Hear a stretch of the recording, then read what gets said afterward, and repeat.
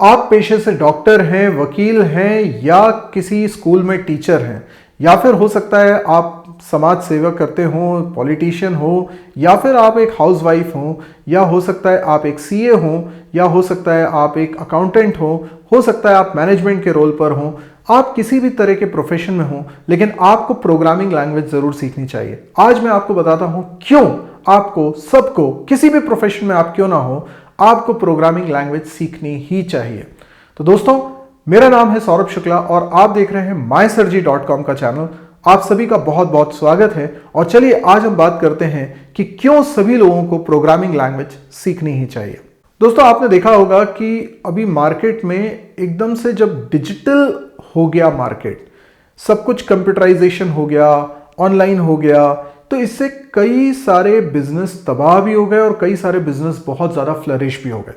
आपने देखा होगा खास तौर पे जब अमेज़ॉन, फ्लिपकार्ट जैसी वेबसाइट्स आई तो कई लोगों ने कहा कि हमारा जो बिज़नेस है, जो हमारी दुकानदारी है वो कम हो गई है, और कई लोगों ने कहा नहीं हमारी सेल बढ़ गई है। तो अब ऐसा क्यों होता है? इनफैक्ट हर फील्ड में ऐसा हो रहा है, इवन एजुकेशन फील्ड में ऐसा हो रहा है। जो लोग ऑफलाइन कोचिंग इंस्टीट्यूट चलाते थे और अब जब ऑनलाइन कंटेंट मिलने लगा है तो फिर वो लोग बोलते हैं कि अरे इससे तो हमारे पास अब बच्चे आते ही नहीं हैं, सब लोग ऑनलाइन पढ़ लेते हैं, तो हमारा तो भविष्य खत्म हो रहा है। तो जब लोग इस तरह की बातें करते हैं तो मुझे लगता है कि हम समय के साथ अपने को बदलने के लिए तैयार नहीं हैं।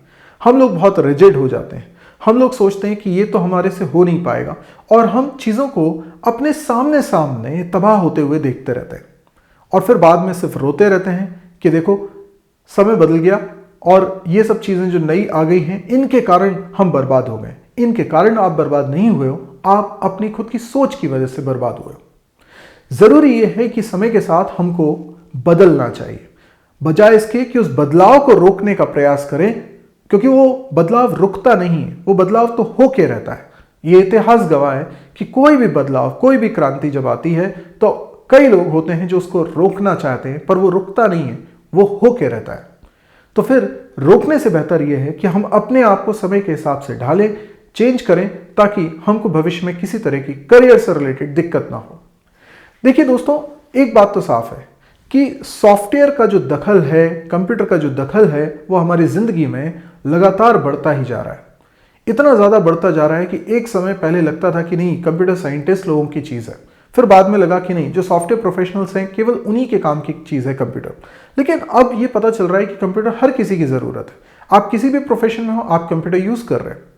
लेकिन अभी भी कई लोगों को लगता है कि प्रोग्रामिंग की मुझे ज़रूरत नहीं है, मुझे सॉफ्टवेयर में अपना करियर नहीं बनाना है, मुझे प्रोग्रामिंग की कोई ज़रूरत नहीं है। पर एक्चुअली ऐसा नहीं है।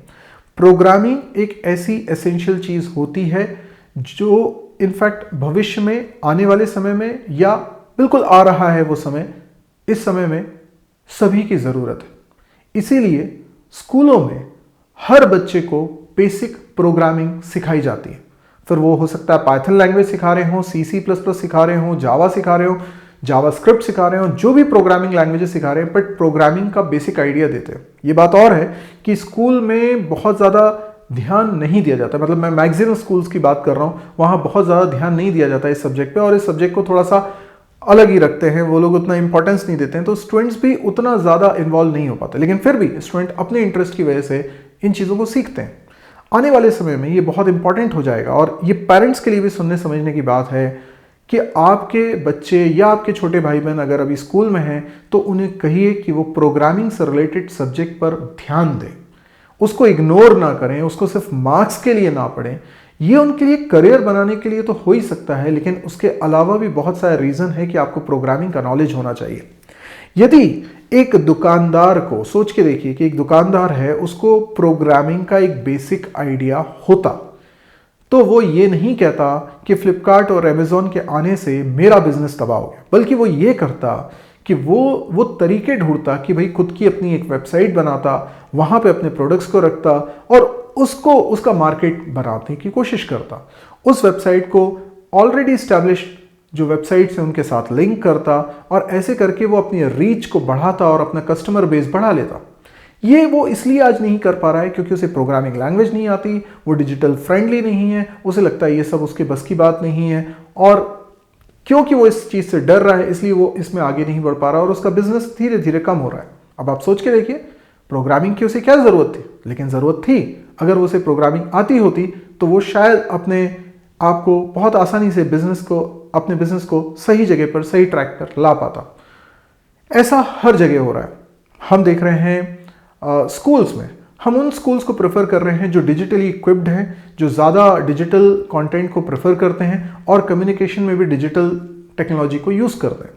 हम लोग ऐसा हर बिजनेस में देख रहे हैं। एक सीए भी ज़्यादा अगर अपने टेक्नोलॉजी से फ्रेंडली रहेगा और वेबसाइट पे अपने सारे क्लाइंट से इंटरेक्ट कर पाएगा तो उसका बिजनेस ज़्यादा अच्छा ग्रो करेगा।